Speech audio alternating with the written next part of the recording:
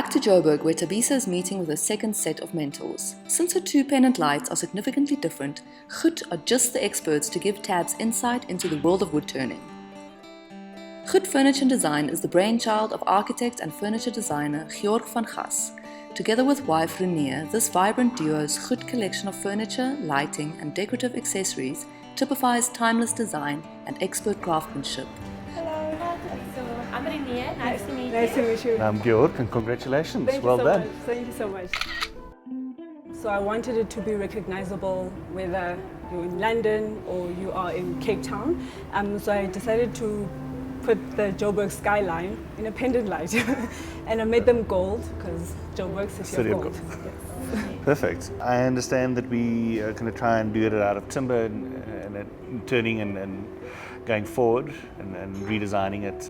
My first impression when we saw Thabisa's design was Joburg. We are Joburg based and we're very proud of it. We try and promote it, and we started doing it with our Josie tables 5 years ago when we started the company, and we're very passionate about Joburg. So from that point of view, we're very excited about it. Today went really well. I'm actually more excited now about the production process because I was really nervous about that initially.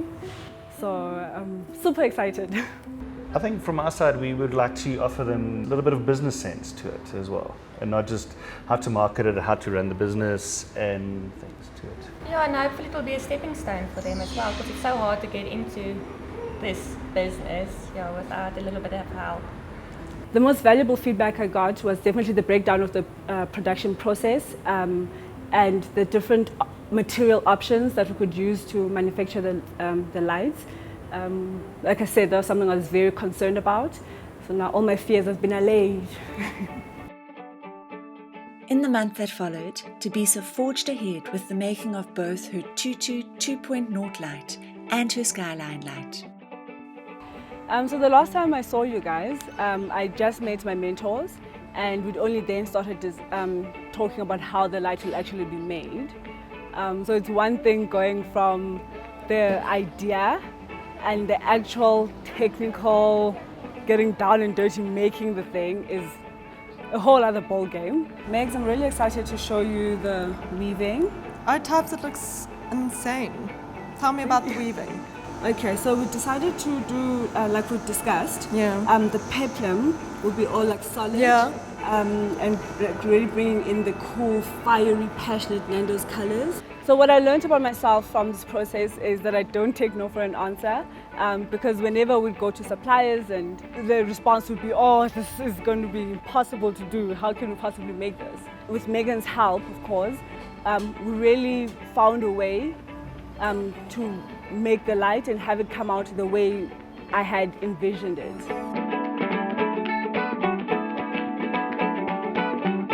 Then we joined Tabs and Georg at the workshop of One Good Turn, Skalk van Niekerk's family-owned and run business that produces Goed's key timber components. I take what I call the weird and the wonderful dreams of designers, and they come out with the most amazing designs. And it's my job to make it a reality and to actually take what is two-dimensional and make it into a three-dimensional reality. It's a great challenge. What do you think about the process of actually going through it, and what does it feel like to get your product in your hand for the first time? It feels amazing, and I think what I've learned the most from you is thinking about the design. So how will it actually be made? Because it's one thing sketching something, but it's a whole other thing making it a reality. I would 100% recommend, suggest, encourage any other young designers out there to enter this competition. Not only is it a great learning curve, but it really opens you up to really the design industry in South Africa. Next, we catch up with Candice Lawrence, who's been working hard on her 3 light prototypes from her home workshop in Retreat, Cape Town. And she's come up with the 4th prototype while she's been at it. What I've noticed about myself is that I'm just building more confidence in my work. It's so easy to doubt yourself very early in the beginning. So, I mean, when I sent these through, I was just like hoping at least one gets selected. The experience Nando's has given me has built my confidence more, and I'm grateful for that. if it's the production side of things or if it's actually the lighting of each lamp, of each light. I try and do 4 to 6 hours of my day just working on it. Looking at her progress, it becomes more evident how much time and attention was required from each designer to develop their ideas from paper to reality. From this to this is a big difference. And what Luke and I discussed was to have sort of 3 rings that each ring would fit into. So I was thinking over the Christmas period, what else could I do in the meantime to sort of match that design? Candice kept working on her painted necklace light, but also evolved it into a 4th design, adding the woven necklace light, where she used colourful wax thread to weave a web-like geometric pattern inspired by the geometric patterns painted on underbelly lights. I don't even want to think about the end. I just want to make sure that these are done.